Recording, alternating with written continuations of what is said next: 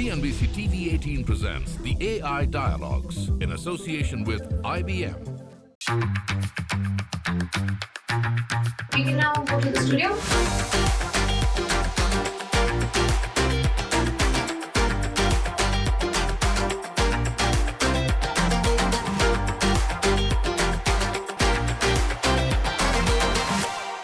Hello and a very warm welcome to our special podcast episode of the CNBC TV 18 presents AI Dialogues in association with IBM.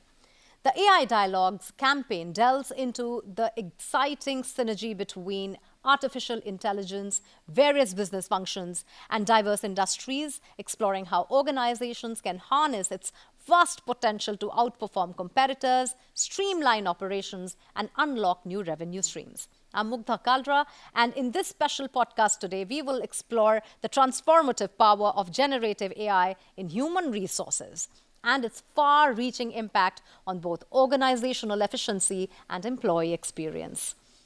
Joining us today are Sudhir Mattoo, Joint President, Group Human Resources, Adani Group, and Mr. Santhosh Rao, Partner, Executive Director and Growth Platform Leader for Business Transformation Services Consulting, IBM, who will share with us how GenAI is reshaping traditional HR practices to meet the demands of an ever-evolving workforce and provide insights into how GenAI aligns with their company's broader digital strategy. Welcome, gentlemen. I'm so happy to have you both here. Sudhir, if I may start with you, how do you see GenAI reshaping traditional HR practices, so to say, to meet now the demands of a very rapidly evolving workforce, which is pan-generations, which is demanding more from their HR, and are also looking at an environment which is also asking a lot from them in terms of understanding the tech as well? Mukta, first of all, thank you for having us. It's a pleasure to be with this morning. I think if you see traditionally how it has moved from being personal to HR to being a partner, since it's technology-led, you historically had systems of record. True. Then came the evolution of systems of engagement, then came the evolution of systems of insights. What GenAI is causing the disruption essentially is around converging the last two. Your engagement and insight and experience is all getting converged into a single bundle. And I think that's the paradigm shift we are seeing, Mukta, today that is happening. Santhosh, of course, there's a lot happening in tech space. And it is something else to look at your portfolio, which is horizontal across so many verticals where you are playing with AI, there is a lot of transformation. You're essentially looking at transformation at all these verticals. Transformation in HR process, how does it align with the broader digital strategy of IBM? First of all, Mugdha, again, thank you. It's great to be with you and Sudhir today morning. Pleasure. So talking about, I'm thinking that we'll have to take a step back on how we've sort of come through to where we are. I think Sudhir made a very valid point of, what led to where we are in terms of the GenAI. Exactly, if we go back about close to about 70 years of research which has gone into the IBM innovation engine, you would see that way back in 1990s is when things started getting a bit more interesting with the whole machine learning coming up with the chess game. Gary Kasparov and the Deep Blue created that insight for people to understand, okay, machine learning can solve one of the greatest chess players.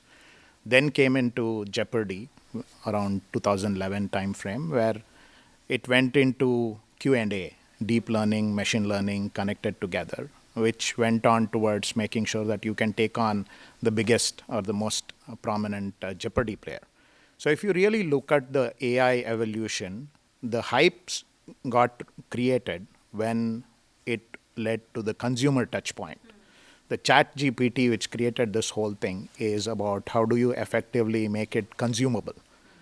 So taking that through to the digital strategy world, if you really look at it, if you keep experience from a consumer experience perspective at the heart of what you're planning for a digital strategy, I think that's where the main foundation would be. From a HR aspect, I believe the whole tectonic shift which has happened because of generative AI is all about we as employees wanting consumer grade experiences.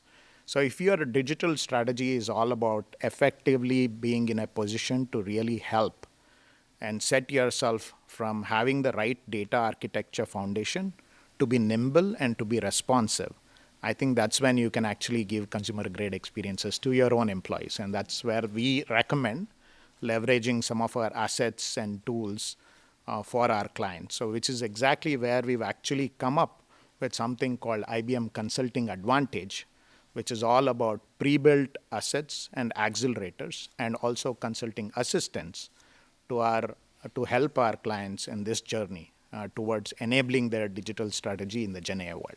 It is fascinating that you speak about developing consultancy softwares and practices from a larger company perspective as well. And Adani here, the group is huge with several industries, offices, employees.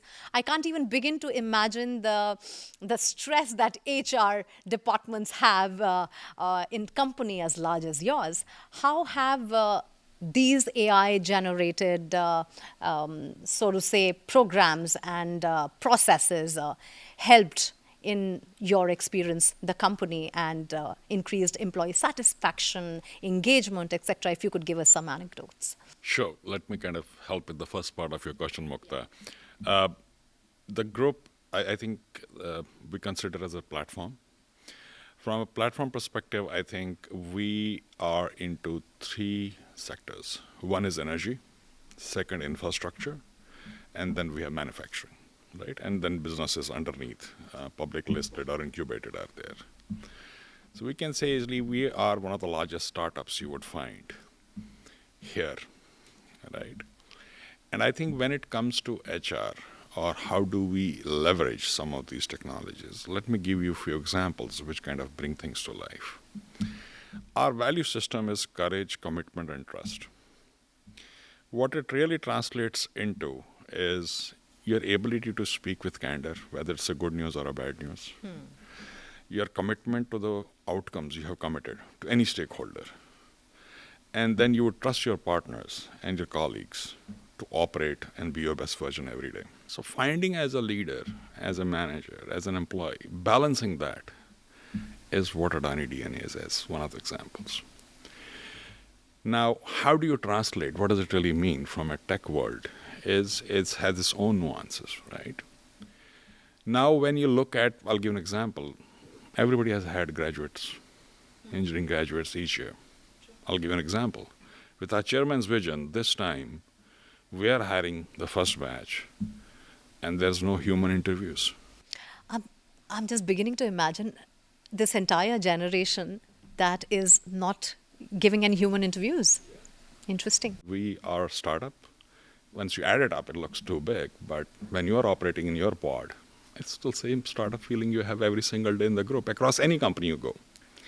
The last part of it becomes is when you look for internal development, right? How do you progress a person from point A to point B? If you're extremely project focused, you're too caring, how do you strike the balance? What does their individual development plan look like?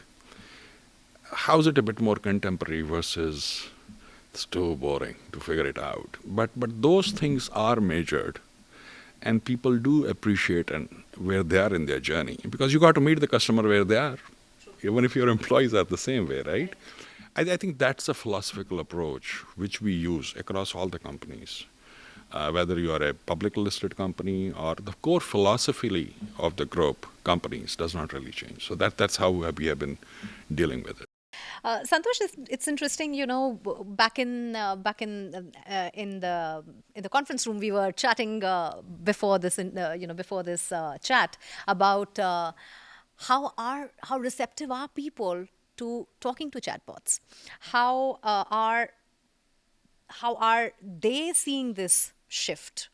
How do you see this shift from from a morale point of view? How are they responding to these AI-driven tools? Are they okay chatting with a chatbot, talking to a chatbot? How are they looking at these processes? How open are they? Because I do see a pan-generation intervention with tech, and some people are open to it, some people aren't. But overall, what are some of the noticeable shifts that you are seeing in acceptance? So I think a very important question as we were discussing in the conference room, right? So it's, as we spoke about right at the beginning, right? What we are seeing today is not just about the chat interface. It's about the response. It's about being understood, being heard. HR definitely is a very important and a sensitive area for any organization. So the way we've actually gone in from an IBM perspective is to come up with a solution, which is technically a platform called Ask HR, which is what we are taking to our clients globally as well as in India. And the whole platform was looked at from what are the different aspects of employee engagement from hire to retire in that journey. And are there areas where you can actually start automating?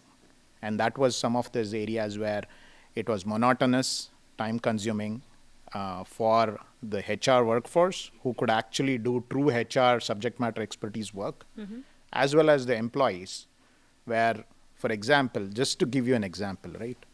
If you wanted your Form 16, it's going to be soon where you need to file taxes.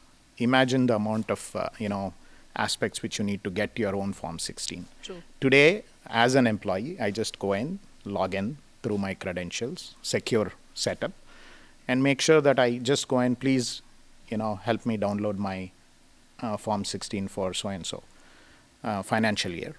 And here you go. It creates a ticket. It goes in, gets the Form 16 and tells where I can go and locate it and download it.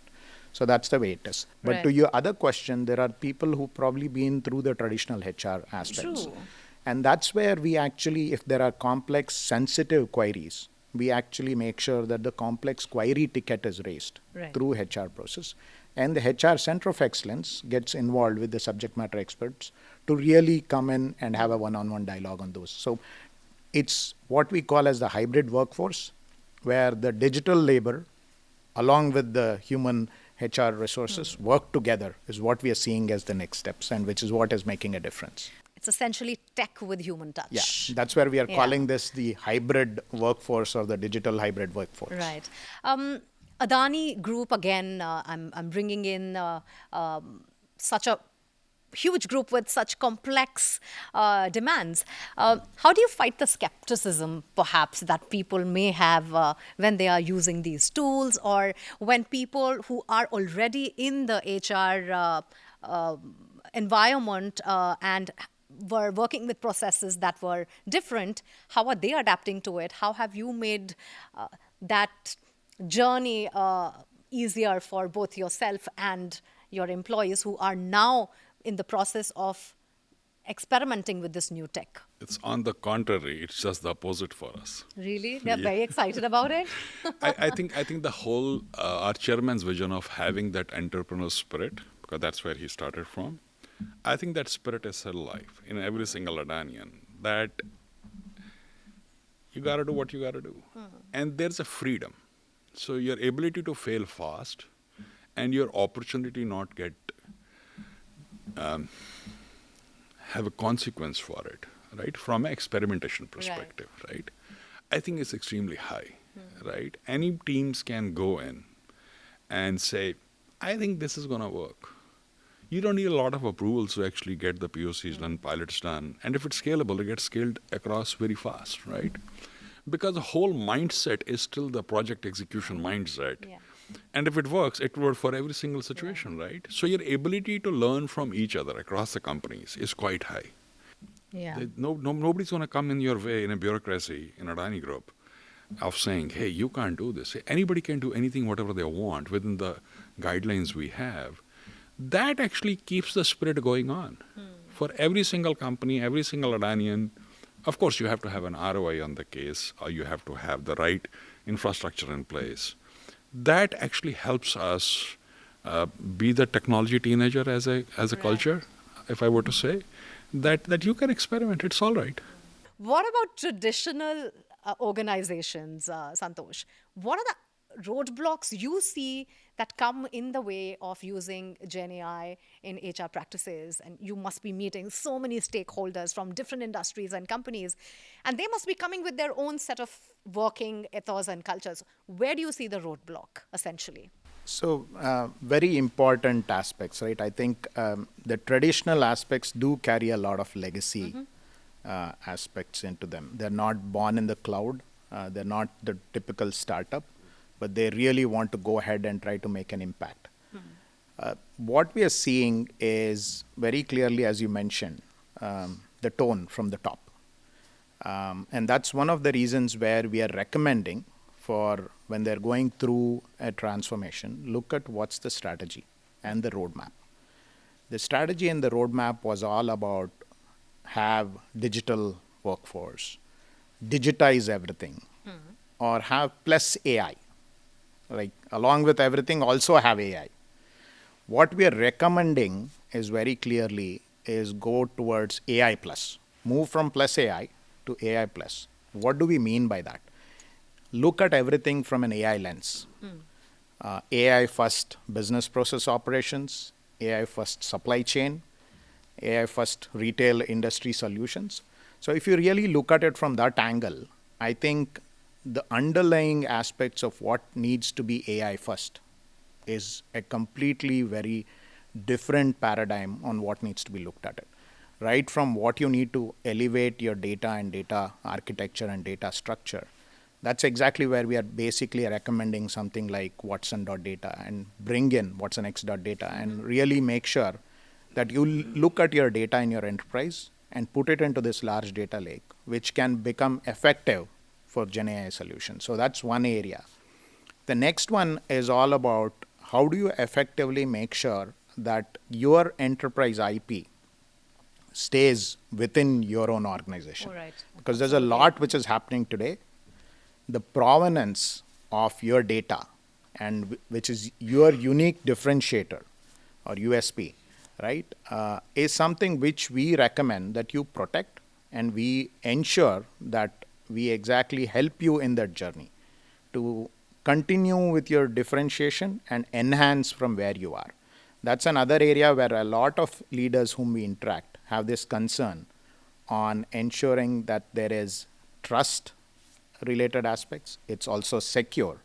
But when it comes to their own employees and organization, and especially in HR area, the aspect of explainability and aspect of fairness is something which we basically bring in to make sure that it's explainable, it's fair.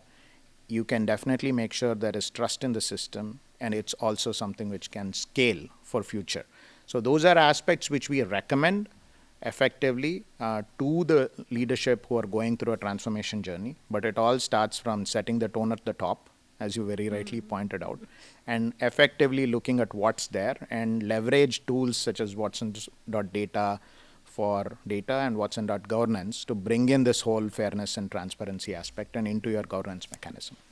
Sudhir, we're moving towards the end, and I wanted to discuss the challenges. Where do you see the challenges? We are in hybrid working modes. There are geographies that are now transparent. You are working with cross-culture organizations as partners. There is a question of skill shortage and employability as well. I mean, you have your graduates coming out, but sometimes the firms, and I'm sure in India you have this classic problem that you are hiring people, but you have to retrain them all over again. So there are these challenges. Where do you see GenAI stepping in, not just for Adani's, but pan-industry? If you look at it, what are some of the challenges that GenAI is more likely to meet and solve for you? The part which is changing for us and for everybody, let me qualify it. The definition and the expectation from a role with deployment of technology is rapidly changing. So your ability to craft that job each year, what the expectation is as an employer, and then translate it to the employee or a candidate. Hey, this job 2 years back kind of did these 5 things. Now Now you the have systems are doing about 2, Yeah. so now what is left is 3, and now you have added 2 more things in the job. I think getting a balance on that, Mukta, is a evolving game, which every year each company really has to work hard to keep pace. More and more technology getting infused. The job is not the same. How do you see all of these problems getting solved in the times to come? And which, according to you, is the most challenging sort of thing that needs to be addressed immediately? And then, of course, what are the trends? I think the most important thing is ensuring that your data architecture is ready to be responsive, and also very clearly, before you even look at the solution, you prioritize or pivot towards looking at it from a business outcome perspective. I would say shift in terms of HR from a transactional HR perspective to a business outcome HR driven perspective. So if you make that organization tone very clearly that that's the way I'm going to move towards, focus around employee experience towards being customer centric, or customer grade employee experience. What is the underlying data? Am I ready? And then do I have the required solutions on top of it? And then can I maintain the provenance, which is where the whole security and the IBM security solutions comes into play. So the way we've gone about all these 3 tracks, if I really look at it from a prioritization perspective, is understand what are the key strategies of, what you want to do in the next few years. Very clearly, the tone, vision, what we call as inspire, envision, and as Sudhir was calling out, try out these pilots, and which is where Execution. try out these, quick wins. And that's one of the reasons where we bring in this whole IBM garage methodology to actually pilot and make sure that your own workforce can actually come in and try it out on what it would be and suggest those improvements before you actually go in and make it production ready. So you actually need to go through this inspire, envision, look at it from a framework perspective, and also scale it. Is it ready to scale? But all this underlying aspect needs to be in an extremely secure environment. So first of all, build your data architecture. Look at it that you have the right models in place, and look at it from the entire aspect of making sure that you try pilots of working models. Maybe have a closed user group to test it out. The adoption of a specific chatbot is not there. You naturally need to go in and start off fine-tuning the models behind it or the data being used and make those changes to be more effective. And that's the way I think we would probably evolve towards this hybrid digital workforce or digital labor with human workforce. As we were talking, if you ace Indian market, जो कि इतना complex है, with so many diversities, with so much to handle in terms of not just generation, where you're coming from, where you got educated in, what gender you are. I think you can ace the world if you have sorted this. But what excites you now when you are looking at this technology?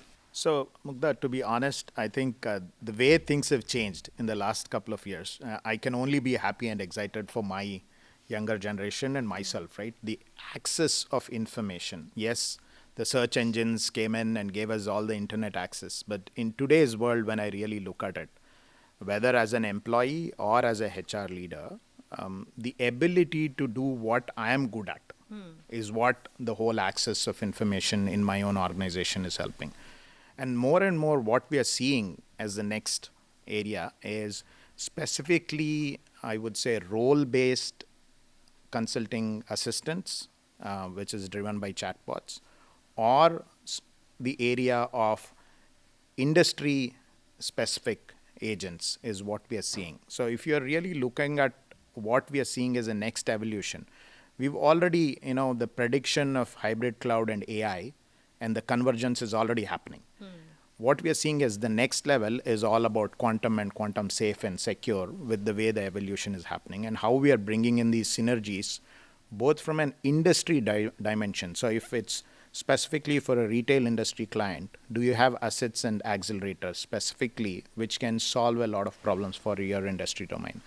Or if you go in as a HR business function, are there those assets which can be really configured and made replicable?